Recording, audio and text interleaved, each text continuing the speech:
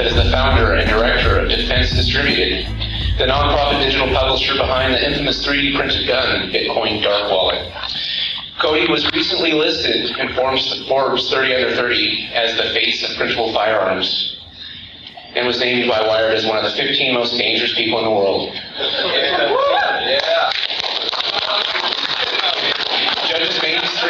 Judge his mainstream reputation for yourself. As you'll see, Cody's motives are positive. With great moral character and determination, his work is respected as having a great positive influence in the most disruptive and controversial spaces. Thanks, Cody. Thank you.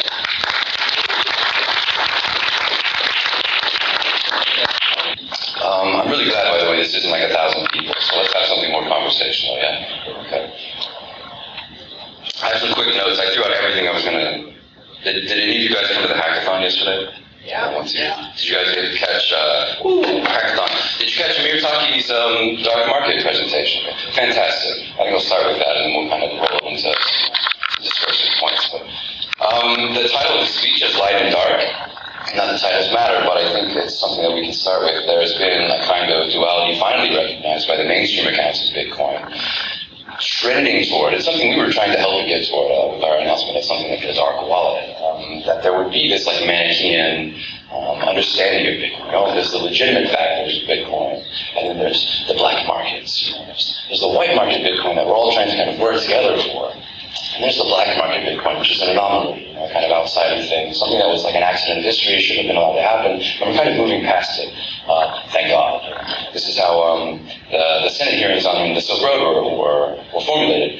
After the Silk Road, right, post-Silk Road, kind of wishful magical thinking, we're dispelling the ghost of whatever that was, who knows why that happened, but now that it's over, let's talk about how we can work together to kind of unionize and synthesize this wonderful technology, which of course has great social import.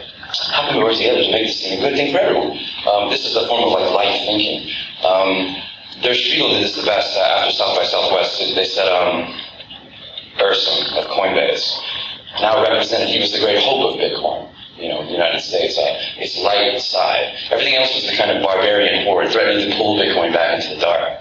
And of course, this is a very thematic we wanted to establish with our presentation of the dark wallet, which I should go ahead and say. It's something like Cryptokit, which is just kind of doing Bitcoin in the browser, but with an express intentionality. I mean, it means to be anarchist. And what do we mean by anarchist? Well, pseudonymity, anonymity for the user, default, right? Care for the user, that's right. And basically obfuscatory techniques to prevent law enforcement from kind of triangulating who you are and what you're doing. I mean, basically the idea is like, well, if there's this potential of Bitcoin to become the kind of anonymous digital cash of the future, to really kind of plunge everything into dark markets, then it should be kind of developed in this direction. And no one's kind of taking this challenge on because of the threats of FinCEN, the United States. No one can get venture capital for expressing this kind of intention. You know what's crazy is during the 3D printed gun saga, which I'm sure isn't quite over yet, but it was like March of last year, I was at this huge 3D printing conference in New York, and you know, it was packed. It was like a traveling prospectus, businessmen, venture capital, it was just packed, thousands of people. And I did this report on the 3D printed gun, and no one actually knew it was kind of possible at that point, but I had this giant room all to myself. It was just like 16 people and me, and I was like, well, it's going to be a 3D printed gun in 2 weeks. And I was like, yeah, very interesting, but just kind of, you know, it's like it shifts in the night, man. No one even knew I was there, you know, just kind of in and out. I want to be a little serious though, so light and dark, what do I mean? I mean, we're trying to set up these thematics between legitimacy, God, the token word of all things Bitcoin, especially since the summer. How do we make Bitcoin legitimate? What is legitimacy? What is sovereignty? How do we encourage adoption? And how do we break ourselves and remove ourselves from this history of illicit and illegitimate activity? This kind of separation, or if you will, white markets and black markets, or if you will, as I like to do, we can establish these ideas in people. So the first person I'll hold up to you is Charlie Shrem. Charlie Shrem is basically the founder or co-founder of the Bitcoin Foundation. Let me tell you a little bit about him. He believed in advocacy for a legitimacy for Bitcoin. He believed in what I call, what we theorize as a state science, a state philosophy, a philosophy of stability, of models, of rigidity, of fixity, of templates. He thought if we could encourage the state to give us a processional model, right, we could all recognize a kind of platonic form of Bitcoin, which we could move toward that. We'd all have a kind of consensus didn't go there together. Charlie Shrim wanted to enter that kingdom. He felt very much that he could, that they would kind of welcome him into. And what did he do? Beyond contributing to a rhetoric about the legitimacy of Bitcoin, Charlie Shrim conceives of this concept of the bit license. God, isn't that like a pernicious name? The bit license, right? I'm so used to kind of naming bit everything. I mean, the regulators themselves, granted this is from Charlie Shrim, but they even kind of fold in their own pernicious regulatory activity into this sweet lozenge of Bitcoin, nomenclature or whatever. Oh, the bit license. Oh, yeah, bit license, sure. I mean, no, it's evil. It's deeply troubling. So, and you're already conditioned to kind of accept it. Well, I've got my bit exchange and my bit license, and like it just it's operating on you without even knowing. He goes to Velocity of New York DFS for 2 years. He suggests, and they tell him, and this is, by the way, I visited him in Brooklyn. I mean, I'm not making this up about him. This is the conversation that we had. He says, they go, well, Charlie, we'd really like to regulate Bitcoin. How do we do that? Can we regulate the software? And he goes, no, it doesn't work that way. Here's what you can do. You can regulate the businesses, right? You can make sure that you have a kind of gateway by which all businesses have to pass through. Everyone can bend the knee in New York, because New York's got to get its cut. New York's always going to be a part of finance, right? So here's what we can do. We can set up a kind of regulatory framework that all people will contribute to. CoinSetter, you guys familiar with CoinSetter? CoinSetter is, and you will be, or you won't be, doesn't matter, but what CoinSetter did is the first kind of abeyance or betrayal. This is like something you can learn in Kafka. Ben Lonsky didn't tell us what the bit license would be. He asked for Bitcoin businesses to propose directly to him what they thought a bit license should be. So CoinSetter made the first application. They wrote it down. They suggested a policy framework by which they would like to be regulated. But not just the framework, they suggested what even the content of the four corners of a document of a bit license would be, and submitted that to the DFS. My criticism in the Dark Vault video was simply not that, the foundation's evil. It's that you're doing it to yourselves. By participating in the state philosophy, by giving it that kind of already default position of legitimacy, you're saying, okay, well, one, we can maintain independence from a regulatory process, but also participate in it. But at the same time, you're doing it to yourself. In the end, the regulators didn't descend. They didn't kind of, operationalize everything and then kind of tell you what to do. The community itself, like when SpaceX was deciding how to go into space, they go, wait a minute, we can't just fly into space. We need to ask someone if we can do this. They literally created a regulatory framework for themselves because they felt naked under the open sky. You know what I mean? Same thing with Bitcoin. I like to hold out an opposition to Charlie Shrim, the Taki.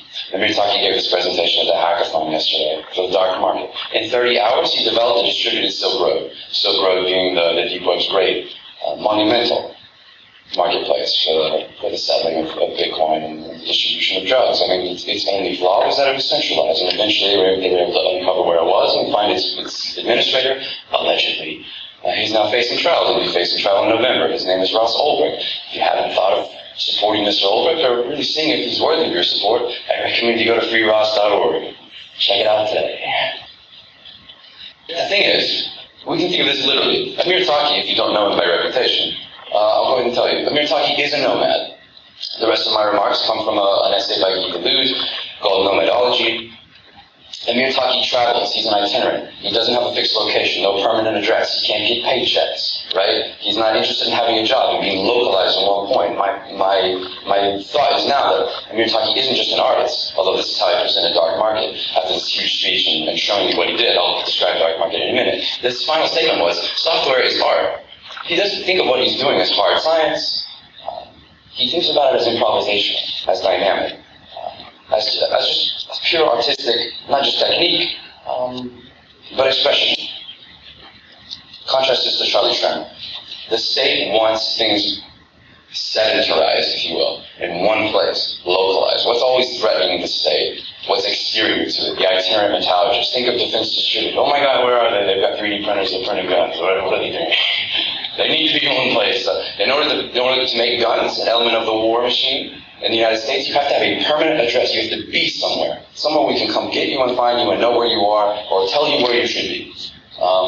In Charlie Shrim's case, this is taken to the absolute, right? After they've kind of gotten everything from him about regulating Bitcoin, they put him under house arrest in his parents' house. He's stuck. He showed me his ankle bracelet. He goes a step past his door, SWAT team. You know, he's localized, he's fixed. Fixity. He has to obey this kind of like stricture, and this is just the idea of cages and jails and everything. It's this idea of stability and fixity. Amir Taki doesn't even kind of abide by his social expectations. Where is he? He's gone. What is he doing? He's in Austria. They go on a Segway tour. He doesn't understand the idea. He just goes off on his Segway, you know? He's like, where's Amir? He'll think of telling stories. Amir, are you here? Okay, of course he's not here, right? Why would he come to a scheduled event? Like, it's not... You know what I'm saying? Like, it's ridiculous that he would even think to be here. And do you think he'd have a name tag? No, of course not. So they're looking for Amir, you know? And he sees some girl giving away free hugs and like jumps off his Segway to give her a hug. But of course, Segways don't stop. They keep going. So the Segway keeps going and crashes into a tree, you know? The Segway is now broken. Amir is afraid of the authority that runs the Segway tour, you know? Like, this woman, she'd be very upset. So he hears she's coming. He runs away. They don't see him for the rest of the day. So the Segway woman now has to ride her Segway in the second Segway. But you know, he's not just this kind of goblin. He's not just like this weird cherub of the digital black markets. I mean, he really understands something or lives a certain kind of model of thought. Or we should say something like approximate knowledge or nomad science is what I'm calling it. He thinks of. Well, let's give you a more concrete example. And this is light and dark, is what I'm trying to say here. There's this world of hard forms and royal science and rigidity and stability and templates. And then there's something like the Gothic journeyman building cathedrals centuries ago, right? They used to travel around, they were itinerant, and they had their monk masons who would follow them around. And they didn't learn, and they didn't really practice Euclidean geometry. They were all about expressing this. What did they want? We wanted to build bigger. We wanted to build dynamically. And if you look back at these Gothic journeymen, they didn't need blueprints. Or if they had them, they were nothing like the finished forms that you saw. They were just interested in projection, you know, expression, taking a form or taking an original place and just with like Archimedean kind of intuition, project, building out, kind of creating just dynamically, improvisationally on the spot. Bricoleurs they were. They took what was around them, they took a kind of sense and intuition from the things around them, and built incredibly expressive buildings. The thing about this is, of course, some of these collapsed in the 12th century and after, right? Orleans and other places, especially in France, I mean, and the state always eventually comes in the name of something like safety, or in the name of something like, you know, reproducibility, starts to regulate the construction sites of these great cathedrals. And I'm using cathedral on purpose here, right? Open source itself has a cathedral model, and it begins to think about. So there's a harmony here that's intentional. The great expressive features of these itinerant craftsmen are slowly kind of cut away in the interest of something else, something of like a rigid stable form. And I believe the analogy is clear. This is kind of what's at stake.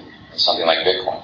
Why is it obvious that we have to kind of ask for a procession of models from authority figures? Yes, of course, we have to live in the world, we have to make money, but what we're sacrificing is something like the kind of intuition, something like Amir Taki's dark market. Now I'll talk about it more. Dark market is the fastest response to the problem of the Silk Road. It's a peer-to-peer Silk Road, if you will. Settle all the problems, distributed identity, reputation, decentralization, stealth identities, basically, pseudonymity, escrow, Bitcoin, all this stuff. Except they just showed it that the proof of concept is up. I think you can go to bitcredits.io and see the results of their work. Not today, then tomorrow maybe, but they showed it in real time. I distributed Silk Road. Now there's not one node of failure. There's not a choke point. This was done in 30 hours. This is the fundamental question mark, something like Bitcoin, an entire mode and paradigm of thought. It was done in 30 hours by an artist who doesn't have a stable page yet. He did it kind of by pure artistic expression and will. And he has, what's that? Dark Market GitHub. Oh, thanks. Dark Market GitHub, if you'd like to see the repo. And you'll see all the commits. All the commits were done literally like in the last 48 hours during that.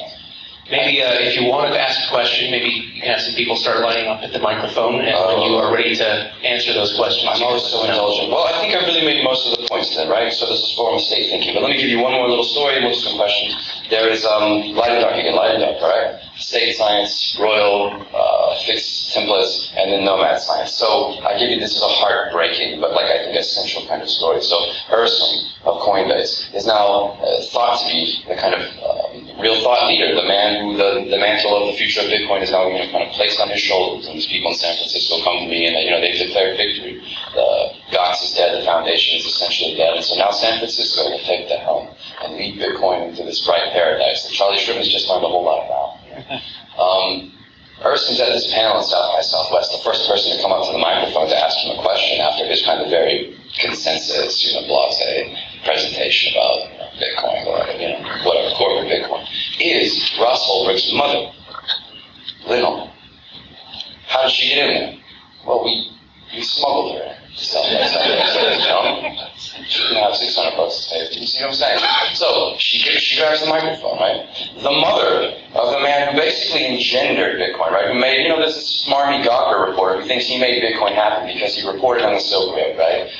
Ross Ulbricht was in so many spiritual senses, like the father of Bitcoin. It's shepherded into something like the mainstream. It's proof of all the dark things that we think are, still to come. But no, he did it first, and he made Bitcoin, he gave it that kind of essential traction. It worked in black markets. Look at that, it worked against the kind of investigative procedures and intercepted will of the state. It worked.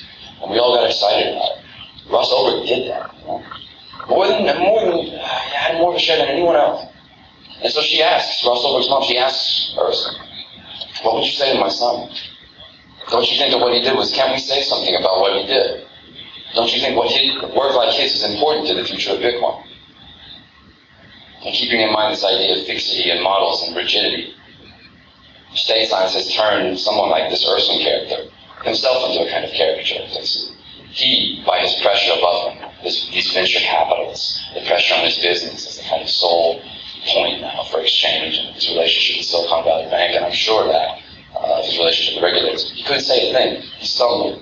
He had nothing to say. He knew he couldn't say anything. And who knows, it doesn't matter if he's an anarchist at heart, like some of these guys I met the other day. Anarchism's not a feeling. He was rendered impotent by the state science. The mother of one of the great Nomad scientists, right? The guy who in the full abandon and recourse to his own efforts, built this beautiful marketplace in total secrecy, without rules of the road, right? His mother asks Erskine to just say one's name, and he can't. It's a variance, it's betrayal, it's failure. And that's an impotent model, ladies and gentlemen, that will never go anywhere. So, I'm happy to take questions. Thank you for thinking of this duality with me. We need to come up with a certain kind of terroristic metaphysics of Bitcoin. Don't be afraid of the dark. Dark market.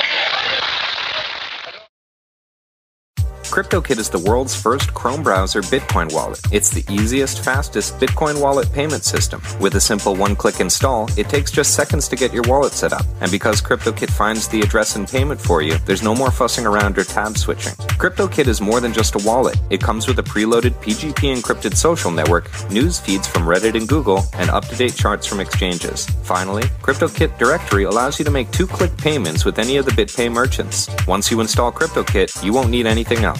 For more information or to download Cryptokit, visit cryptokit.com.